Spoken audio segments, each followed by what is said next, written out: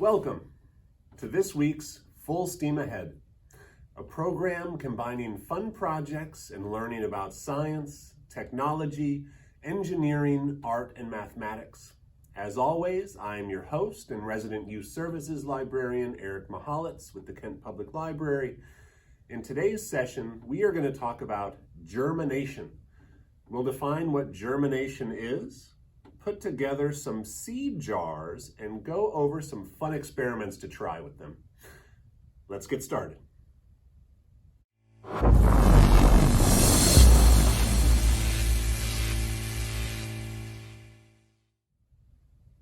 What is germination, you ask? Germination, most simply, is the process of a seed developing into a plant.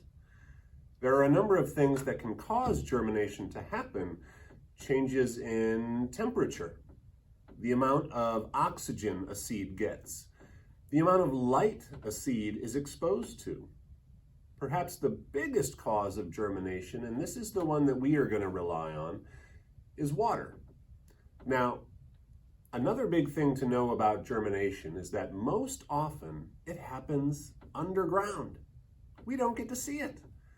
And that is what makes seed jars so cool. We are taking something that in nature tends to happen out of sight and making it visible. Here's a picture of a pea sprout that I grew at home on day 2. You can already see the seeds starting to open up. Here's another picture, this time from day 4. You can start to see some growth coming from the seed. Here we are on day 6, and clearly germination is happening.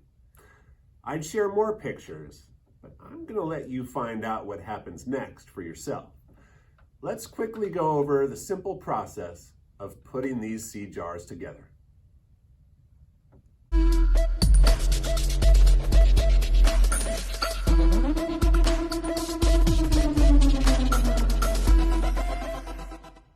Okay, so putting together seed jars is a pretty simple endeavor, and it really only takes a very few things. So we need to have a jar to put to make our seed jar in. And I am using here a ball mason jar. We are not going to need the lid for this. We're going to go lid free. So I'll just put that off to the side for now. We have a little bit of water. We have a piece of paper towel. You might need more or less depending on the size of jar or whatever type of container you end up using.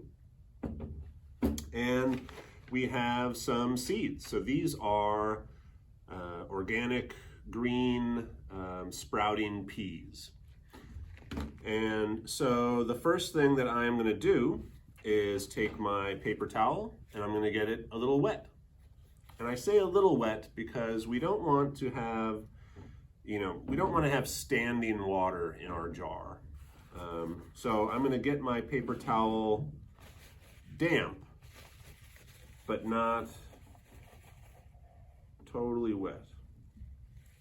Okay, so I'm going to kind of get parts of it wet and let that soak in through the rest.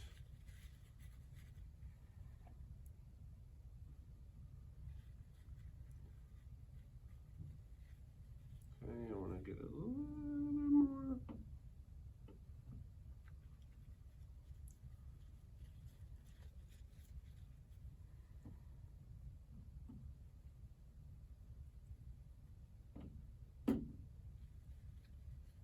All right, so now this paper towel is pretty damp all the way through. It's not going to drip, but it is, again, wet across the entire piece of paper towel. So now I'm going to put this into my jar, but leaving it,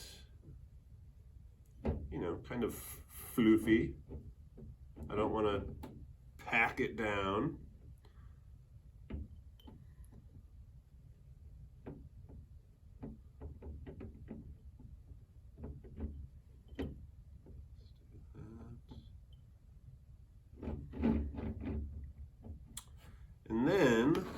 to take a number of these seeds. Right now I'll do about 5 of them. So it's good to do, you know, for a jar this size, maybe you want to do anywhere from, you know, a minimum of 5, maybe a maximum of 10. And I'm going to try to place these. You want them to be visible, so you kind of want them to be along the outer edge where you can see them, where you can observe them.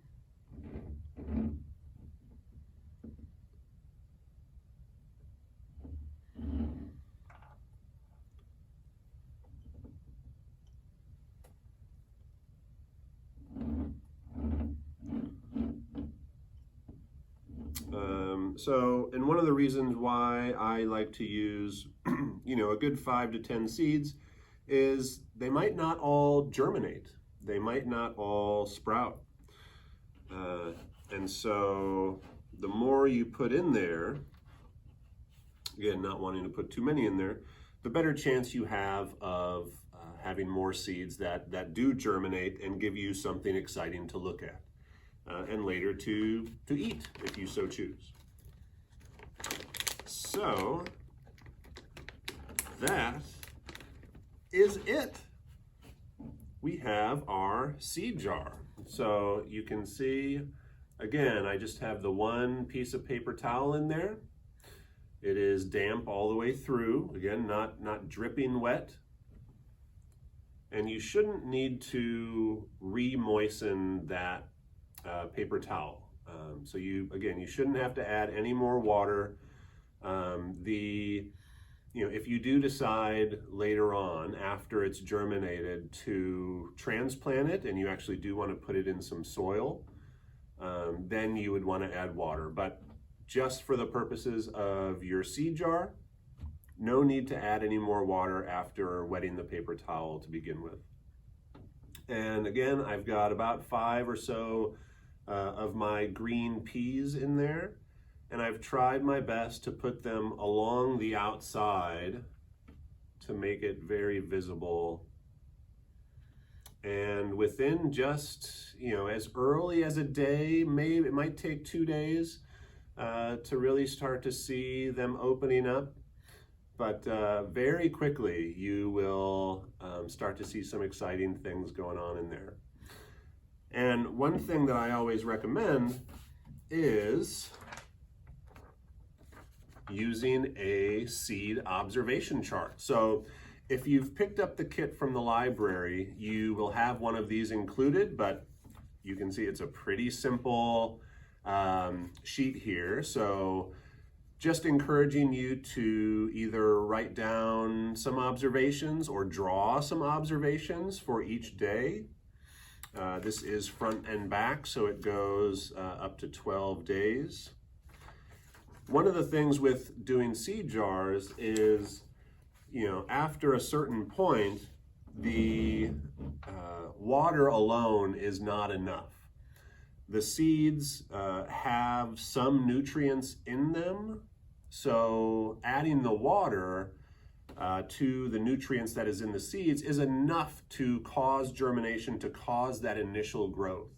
But it's not enough to sustain the seed, to sustain the plant as it grows. So, after 12 days, if not a little earlier, a little later, your seeds, your plants at that point will eventually wither and no longer be healthy. They will need soil, they will need more nutrients to survive and continue to grow. Another thing with these is experimentation. So we've got our seeds in our jar. If you have the ability to start a second jar alongside this one at the same time as this one, some fun things to try. Try playing with light. Maybe have one jar in a nice, well-lit, with natural light room, and stick another one in a closet. Keep it in the dark, or just in a darker room. Try playing with temperature. have one jar in a nice warm place and another in a cooler, maybe a basement, something like that. You don't want it to be too cool, but it's nice to again play with those temperatures. You could try different seeds. If you have some other seeds at home or are willing to buy some other seeds, try to see how well do these green sprouting peas grow as compared to something else. All right, so that is our seed jars, and I hope you enjoy watching those grow.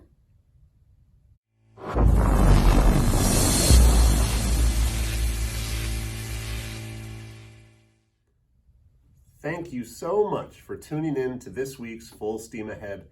As always, I hope you learned a little something and are excited to get your seed jars up and running. See the link in the description for more information and subscribe to the Kent Library YouTube channel. I look forward to seeing you next time on Full Steam Ahead.